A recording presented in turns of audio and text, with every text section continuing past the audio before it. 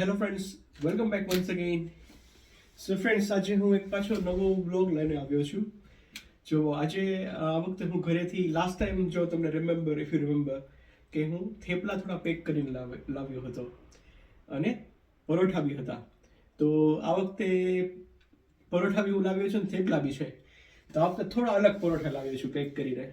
તો જો આવી રીતના તો આજે આપણે જોશું કે આ પરોઠા કેવા લાગે છે ટેસ્ટમાં. થેપલા ડેફિનેટલી હું પછી નેક્સ્ટ વિડીયો કરીશ. અને બહુ જ ટેસ્ટી એકદમ આ વખતે ગયા વખતે કરતાં બી એકદમ સરસ થયા છે અને રીએ છે, ઇશ્યુ નથી થતો. મેં લગભગ 2.5 મંથ સુધી કન્ઝ્યુમ કરેલા છે અને કાંઈ ઇશ્યુ આવતો નથી. તો આ વખતે જો આ પરોઠા છે, હવે આ રેડીમેડ પરોઠા છે બરોબર, ઇન્ડિયાથી હું આવી રીતના પેક કરીને લાવ્યો છું. એવરીડે હું નથી ખાતો, પણ વીકમાં મે બી વન્સ કેવું ટ્રાય કરું કે ચલો ઇન્ડિયન ફૂડ આપણે કંઈક ખાવા મળે તો મજા આવે. તો બીજો વસ્તુ એ છે કે પરોઠા સાથે શું ખાવું બનાવું છું અત્યારે સાંજે, ઇવનિંગ છે અત્યારે એનીવે. તો મારો પ્લાનિંગ એ છે કે હું સેવ ટમેટાનું શાક બનાવું. તો ક્વિક એક સેવ ટમેટાનું શાક બનાવીશ અને આપણે પરોઠાને બી આ જે છે પરોઠા એને સેમ્પલ કરીશું. તો ચલો હવે ક્વિક એક સેવ ટમેટાનું શાક કેવી રીતે બને એ જોઈ લઈએ. સાવ સિમ્પલ છે અને હું એકચ્યુઅલી ફ્રેન્ડ્સ તમને એ બી કહી દઉં કે હું અનિયન અહીંયા યુઝ કરીશ અને મસાલા બહુ લિમિટેડ એમાં યુઝ કરવાનો છું. તો ચલો એ જોઈએ, પછી પરોઠા આપણે સેમ્પલ કરીશું. આ છે ફ્રેન્ડ્સ વેક્યુમ પરોઠા. વેક્યુમ પેકમાં હું લાવ્યો છું લગભગ આઈ થિંક 40 કે 50 પરોઠાસ આવી રીતના પેક કર્યા છે. આઈ થિંક એક પેકની અંદર મેં 8 જેવા કરેલા છે કે ચાર હું ખાઈ શકું. ઓકે, તો હવે ટમેટા આપણે સેવ ટમેટાનું શાક કેવી રીતે હું બનાવું છું એ જોઈએ અહીંયા. સો શાક બનાવતા પહેલાં જુઓ તમને હું અહીંનો ગેસ બતાવું. ઇલેક્ટ્રિક હોબ છે અને બહુ મોટો છે. જુઓ કેટલી અંદર રિંગ્સ કેટલી બધી છે, 1 2 3 અંદર તમે એટલે 3 4 5 અને હોટ પ્લેટ માટે એટલે 6 તો તમારે એકચ્યુઅલી ઉપર થઈ શકે. અને ડિફરન્ટ 3 ઓવન છે. આ સેપરેટ એક ગ્રીલર છે અને આ મોટું ઓવન અને નાનું ઓવન. એકદમ જ એકલો છું છતાં આટલું બધું અહીંયા આવું છે ઇલેક્ટ્રિક. ઓકે, એ છે. થેપલા પરોઠાની સાથે સાથે ફ્રેન્ડ્સ જો આ થેપલા આવી લાગે છે જે મારા માટે આજે એમને બનાવેલા છે. ખરેખર હું હાઈલી રેકમેન્ડ કરું કે ફ્રેન્ડ્સ તમે બહાર જતા હોય, ટ્રાવેલિંગમાં જતા હોય તો બહુ જ સરસ બનાવ્યા છે અને I have no hesitation in recommending them કે 100% એકદમ કાગળ જેવા છે. હું કેરેલા ગયો તો ત્યાં બી લઈ ગયેલો હતો. તો જો તમે બહારનું ઓછું ખાતા હોય અથવા તમને ઓકેશનલી એવું બહાર જતા હોય ને ઇન્ડિયન ખાવાની ઈચ્છા થતી હોય તો મને તમે કહેજો તો હું આ જે બેન છે સિસ્ટર એમનો હું તમને ડેફિનેટલી નંબર એમનો શેર કરીશ. અને બીજી વસ્તુ ફ્રેન્ડ્સ કે સેવ, હવે દુનિયાનો એવો આઈ થિંક છેડો નથી કે ત્યાં તમને ભારતનું કે ગુજરાતી ફૂડ ના મળી રહે. Specially in great Britain. Gujarati dominated એરિયામાં તો તમને સાવ ઇઝીલી બધું મળી રહે છે. પણ હું એક અલગ એરિયામાં રહું છું કે ત્યાં એવું નથી કોઈ કમ્યુનિટી આપણી ગુજરાતી કે અથવા ઇન્ડિયનની. તો હું ઘરેથી જ આવી રીતના જો આ પેકેટ લઈ આવ્યો છું સેવના થોડા, કે એકદમ નાનું જ પેકેટ છે 10 રૂપિયાનું જે આવે છે એ જ બરાબર. એટલે એકવારમાં જ યુઝ થઈ જાય મારું, પછી હું સ્ટોર ના કરવું પડે. ઓકે, સો આમ ગોના યુઝ ધીસ સેવ. રતલામી સેવ બી તમે યુઝ કરી શકો છો, એ બી છે મારી પાસે. તો હવે વિધાઉટ ફર્ધર ડુ સેવ ટમેટાનું ક્વિક આપણે શાક બનાવીએ. સો ફ્રેન્ડ્સ, મોસ્ટલી બધી મારી તૈયારી બધી રેડી થઈ ગઈ છે. આ સોસપેન છે. રો ઇન્ગ્રીડિયન્ટ્સમાં આપણે જોઈ લેજો. લાઈક ઓનિયન છે, ટમેટોઝ છે એક ફાઇન ચોપ, આ થોડા મોટા, અને મારી પાસે થોડી કોથમીર હતી તો મેં એ યુઝ કરી છે. Okay, so first of all gas, થોડું પેન હીટ થાય પછી હું ઓઇલ એડ કરીશ. સો ફ્રેન્ડ્સ, પેન હવે રેડી થઈ ગયું છે. હવે હું ઓઇલ એડ કરીશ. Okay, sunflower oil. So friends, આની અંદર રાઈ અને જીરું અથવા રાઈ અથવા જીરું તમે જે રીતે કરતા હોય, પણ am not using any of them.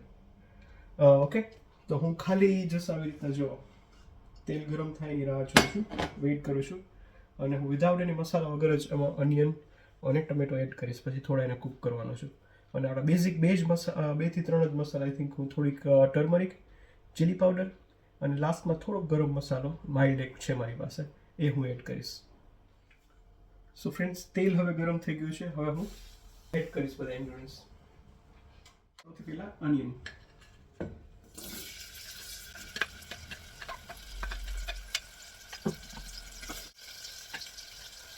Onion નાખું, ઓનિયન જેવી એડ કરી સાથે જ હું સોલ્ટ એડ કરી દઉં છું, જેથી ઓનિયન ફટાફટ કૂક થઈ જાય. કુકિંગ ફ્રેન્ડ્સ એકદમ હું આપણે ઇન્ડિયામાં કરતા એવું નહીં કરવું અહીંયા, કારણ કે અહીંયા થોડુંક આપણું ઇન્ડિયન ફૂડ બધું થોડું વધારે ફ્રેગ્રન્ટ ફૂડ અરોમાવાળું હોય છે, smell. Okay, so I am not gonna do it. હું કારણ કે રેન્ટના અહીંયા હાઉસમાં રહું છું and I don't want that come back. Okay,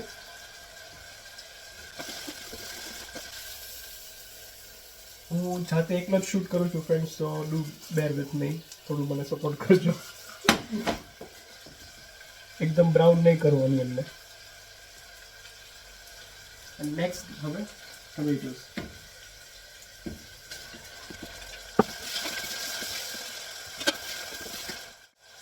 તમે ટમેટોની પ્યુરી બી એડ કરી શકો છો, અહીંયા ઇઝીલી અવેલેબલ હોય છે, પણ હું ફ્રેશ જ બધું યુઝ કરું છું, તો હું એ જ યુઝ કરીશ. ઓકે, તો આ છે જો. ઓકે, તો આપણે બેઝ એનો પહેલાં બનાવી લઈએ. નેક્સ્ટ ફ્રેન્ડ્સ, રેડ ચીલી અને હલ્દી જો આવી રીતનો બોટલમાં લાવ્યો છું ઘરેથી, તો એ યુઝ કરીશું.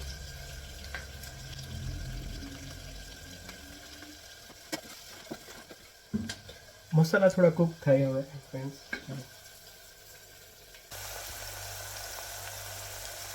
સો થોડીક ગ્રેવીને થોડીક હું હવે સેજ કૂક થવા દઈશ ફ્રેન્ડ્સ. ઓકે, મસાલા એકદમ વ્યવસ્થિત કૂક થઈ ગયો છે ફ્રેન્ડ્સ. હવે હું પાણી એડ કરીશ, ગરમ પાણી. ઓકે ફ્રેન્ડ્સ, તો હવે એમાં ગરમ મેં પાણી એડ કરી દીધેલું છે અને હવે બસ થોડુંક એને બોઇલ થવા દઈશ, ઉકળવા દઈશ. થોડી શુગર બેલેન્સ માટે. અને આ જે મોટા પીસીસ છે ટમેટાના, હવે એ બી એડ કરી દઈશ.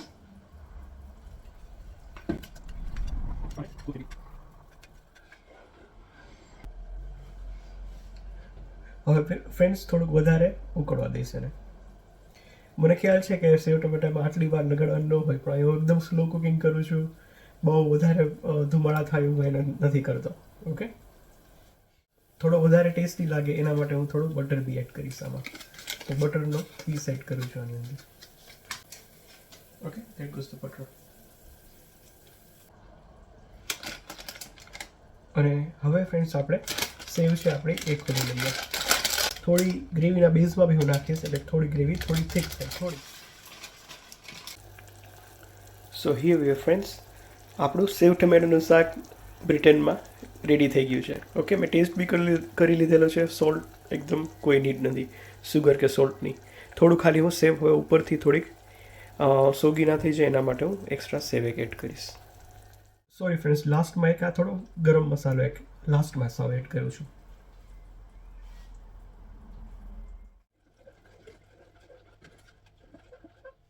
આપણું સેવ ટમેટાનું શાક હવે રેડી છે. હવે ફ્રેન્ડ્સ, આપણું શાક રેડી થઈ ગયું છે. એમાં હોબ ઉપર જ મેં અત્યારે મૂકેલું છે અને આપણે પરોઠા જોઈ લઈએ.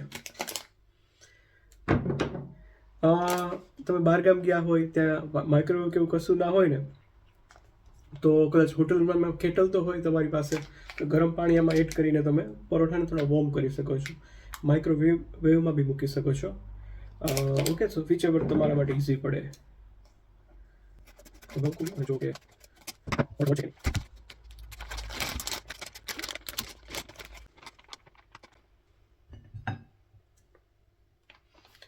ખાસ જો એમને મારા માટે જનરલી જો કેટલા મસ્ત એકદમ ઇઝીલી છૂટા પડી ગયા છે. હું મારો હેન્ડનો જ યુઝ કરું છું, હું જ ખાવાનો છું એટલે. વાવ. અને શાક હવે આપણે સર્વ કરીએ અને પછી તમને કહું કે એનો ટેસ્ટ કેવો છે.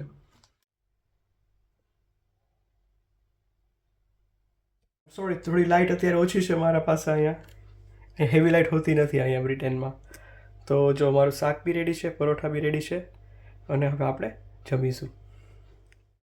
સો here we are friends, paratha અને સેવ ટમેટાનું શાક બંને રેડી છે. પરોઠાને મેં થોડા રીહીટ કર્યા છે માઇક્રોવેવની અંદર, સાવ થોડાક જ. તો ચલો હવે ટેસ્ટ કરીએ.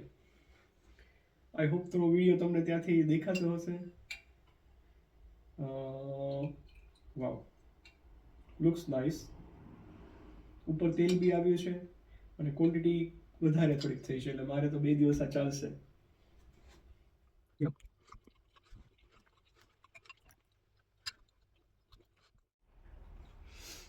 એકદમ જ ઘર જેવો સ્વાદ આવે છે. સાચું સાચું તમને કહું છું. પરોઠા બી એકદમ ટેસ્ટી છે. ઓબ્વિયસલી ફ્રેશ જેવા થાય એટલા તો તમે એક્સપેક્ટ ના જ કરી શકો, પણ જે થેપલા છે હું એ વધારે પ્રિફર કરીશ. હું તમને જો સાચું તમને રિવ્યૂ આપું તો પરોઠા સરસ જ છે, પણ થેપલાને કદાચ હું 100 માર્ક આપું તો પરોઠાને હું 90 આપું. ઓકે. અને શાકમાં તો બસ મને તો મારું બનાવેલું એટલે વખાણ જ કરવાનું એવું છું, પણ ખરેખર સરસ થયું છે. એકદમ mild, perfect what I wanted. તો ફ્રેન્ડ્સ, આ મારું આજનું ડિનર હતું. આઈ થિંક શાક બી હું થોડું પછી કાલે બી મે બી યુઝ કરીશ. So this is my friends day to day લાઈફનું જો આવી રીતનું હોય છે બધું. હજી બી હું તમને આગળ જેમ જેમ મને કાંઈ નવું લાગશે તો હું ડેફિનેટલી તમારા સાથે શેર કરીશ. Thank you for watching. I'm Yas Darshan signing off. Goodbye.